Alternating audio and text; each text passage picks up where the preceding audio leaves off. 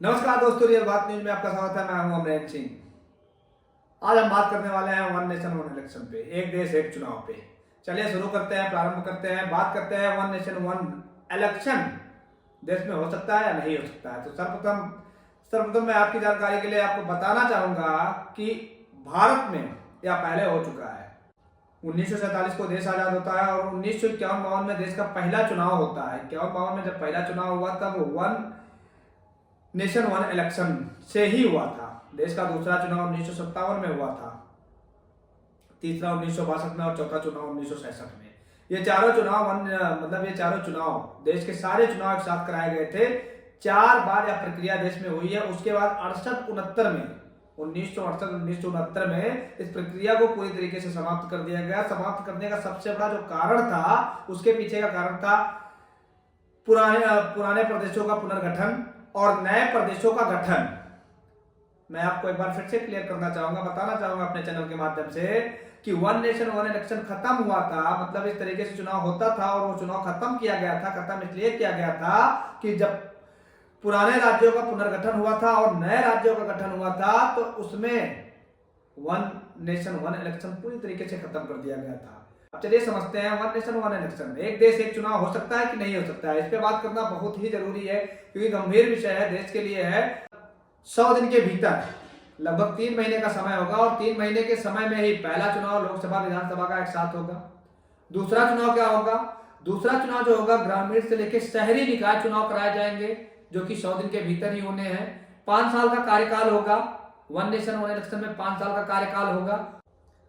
One nation one election होगा। अगर देश को किसी चीज से फायदा हो रहा है तो सीधी सी बात है, उसके लिए अगर तकलीफें भी है तो उसको मात दी जा सकती है। वन नेशन वन इलेक्शन होगा तो दिक्कतें भी आएंगी। दिक्कतें क्या है कि सबसे बड़ी चीज होगी अरेंजमेंट, सबसे बड़ी चीज होगी मैनेजमेंट, सबसे बड़ी चीज होगी कि जब एक प्रदेश में विधानसभा का चुनाव आता है, इतने कर्मचारी को लगाना पड़ता है, उसके बाद सेना को लगाना पड़ता है, उसके बाद प्रशासनिक सेवा ली जाती है और इतने भारी मात्रा में क्या लोग मुहैया करा पाएंगे? पूरे देश में एक साथ विधानसभा चुनाव, एक साथ लोकसभा चुनाव जब होगा तो उतने फोर्स की जरूरत होगी, लोगों की जरूरत होगी। मैं क्लियर करना चाहूंगा, बताना चाहूंगा कि फोर्स के साथ साथ उतने ज्यादा लोगों की जरूरत होगी, उतने ज्यादा कर्मचारी लगेंगे क्योंकि देश तो बड़ा है। और देश में जब वन नेशन वन इलेक्शन होगा तो देश में फोर्स की भी जरूरत पड़ेगी, लोगों की भी जरूरत पड़ेगी, सर्विस देने वाले लोगों की भी जरूरत पड़ेगी। क्या इतने कर्मचारी हमारे पास हैं कि हम एक साथ एक देश एक चुनाव करा सकते हैं? क्या इतनी सेना हमारे पास है कि हम एक देश में एक साथ एक चुनाव करा सकते हैं? लोकसभा विधानसभा एक साथ करा सकते हैं, निकाय चुनाव एक साथ करा सकते हैं, 2 पाली में चुनाव संपन्न कराया जा सकता है? क्या यह संभव हो सकता है? तो ये दिक्कतें तो सरकार को आनी ही आनी है। कहीं ना कहीं चुनाव आयोग को भी समझना होगा, इस बात पे ध्यान देना होगा कि इतना बड़ा देश है और इतने बड़े देश में सेवा देना चुनाव आयोग को पता है कि एक प्रदेश में चुनाव जब कराना होता है तो किस तरीके से कराते हैं। लेकिन कहीं ना कहीं ये भी बात सही है कि लोकसभा का चुनाव तो पूरे भारत में एक साथ होता है, तो हो भी सकता है, पॉसिबल भी है, नहीं भी है। अगर पॉसिबल है, देश का फायदा है, तो सीधी सी बात है, उस पर काम करना चाहिए। देश का घाटा है तो काम नहीं करना चाहिए। और अधिकतर लोगों को अगर लगता है देश को फायदा है तो काम करना चाहिए। सबसे बड़ी बात मैं आपको बताना चाहूंगा कि 1951-52 के चुनाव से लेकर 1957 का चुनाव, 1962 का चुनाव, 1966 का चुनाव, 4 ऐसे चुनाव हमारे यहाँ होते हैं जिसमें पूरे भारत देश में एक साथ लोकसभा विधानसभा सारा चुनाव एक साथ कराया जाता है। जब 4 चुनाव एक साथ हो सकते थे तो देश में आगे भी चुनाव साथ हो सकते हैं। इस पर पहल करने की जरूरत थी, मोदी सरकार ने पहल की है, इस कैबिनेट ने पहल की है और निश्चित रूप से अगर वो केंद्रीय कैबिनेट की मंजूरी भी मिल गई है। आज देश के पूर्व राष्ट्रपति रामनाथ कोविंद जी की अध्यक्षता में एक कमेटी का गठन किया गया था, कोविंद कमेटी नाम रखा गया था उसको, और उस कमेटी के द्वारा 7 देशों के चुनावी मॉडल का स्टडी किया जाता है। उस कमेटी के द्वारा 7 देशों का जो चुनावी मॉडल है उसका स्टडी किया जाता है और उनके रिसर्च में पाया जाता है कि जब 7 देशों में चुनाव हो सकता है तो भारत में भी यह चुनाव संभव है। भारत में लोकसभा चुनाव एक साथ होता है, पूरे देश में होता है, यह चुनाव संभव है। केंद्रीय कैबिनेट की मंजूरी मिलने के बाद अब ये सूत्रों के द्वारा जानकारी मिल रही है कि शीतकालीन सत्र में ही मोदी सरकार पार्ट 3 शीतकालीन सत्र में ही या बिल संसद में ला सकती है। सांसद, क्योंकि देश का फायदा है। उस कमेटी ने कहा है कि अगर वन नेशन वन इलेक्शन होता है तो उससे देश में देश के राजस्व में बहुत बड़ा फायदा होगा। तो अगर फायदा होता है, बहुत बड़ा फायदा होता है, तो उससे ठीक ही है, फिर ये चुनाव होना चाहिए, भारत में ये चुनाव होना चाहिए। दूसरी बात, मैं आपको एक बड़ी बात बता देना चाहता हूं कि इस चुनाव में 62 राजनीतिक दलों से पूछा गया, जो एक सर्वे कराया गया उसमें 62 राजनीतिक दलों से पूछा गया, और 62 में से 32 राजनीतिक दल ऐसे हैं जिन्होंने इसका समर्थन किया है, 15 राजनीतिक दल ऐसे हैं जिन्होंने इसका विरोध किया है, जिन्होंने कहा है कि वन नेशन वन इलेक्शन संभव ही नहीं है, इससे बड़ी दिक्कतें आएंगी, बड़ी जिम्मेदारियां बढ़ जाएंगी, और कहीं ना कहीं इसका उन्होंने ये भी यहां तक उन लोगों ने कह दिया है कि इसको एनडीए सरकार से जोड़ के देखा जा रहा है, और उन्होंने कहा कि इससे सिर्फ एनडीए सरकार को फायदा होने वाला है और बाकी कुछ नहीं होने वाला है। उन्होंने बताया बहुत सारी दिक्कतें आने वाली हैं।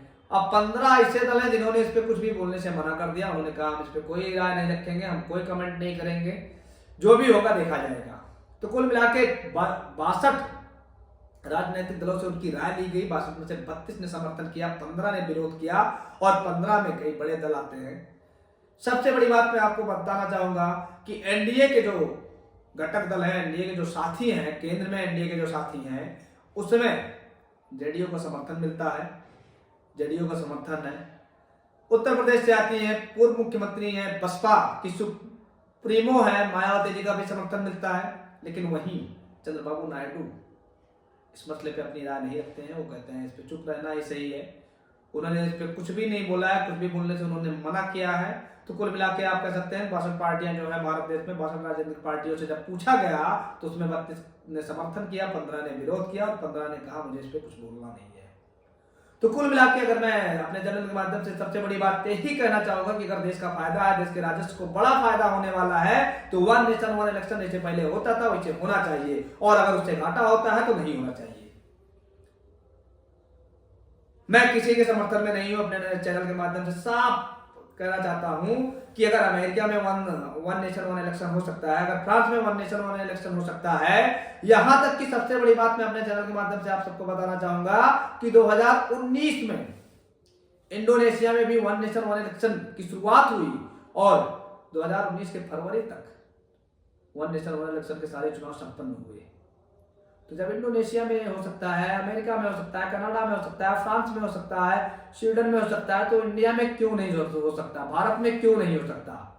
हो सकता है, बिल्कुल हो सकता है। अगर राजस्व को बड़ा फायदा होने वाला है, अगर कोविंद कमेटी की रिपोर्ट में आता है कि इससे भारत के राजस्व को बड़ा फायदा होने वाला है, तो बड़े फायदे के लिए, देश को अगर फायदा हो रहा है तो उसके लिए सब सारी जनता का समर्थन है। और मैं जनता से पूछना चाहूंगा, अपनी राय आप हमारे चैनल के माध्यम से कमेंट करके जरूर बताइएगा कि वन नेशन वन इलेक्शन होना चाहिए या नहीं होना चाहिए। ज्यादा से ज्यादा इस वीडियो को शेयर करिएगा, कमेंट करिएगा, और हमारे चैनल को सब्सक्राइब करिएगा, और जरूर बताइएगा, क्योंकि देश की बात है, बड़ी बात है, आप जरूर बताइएगा कि वन नेशन वन इलेक्शन जरूरी है कि नहीं है।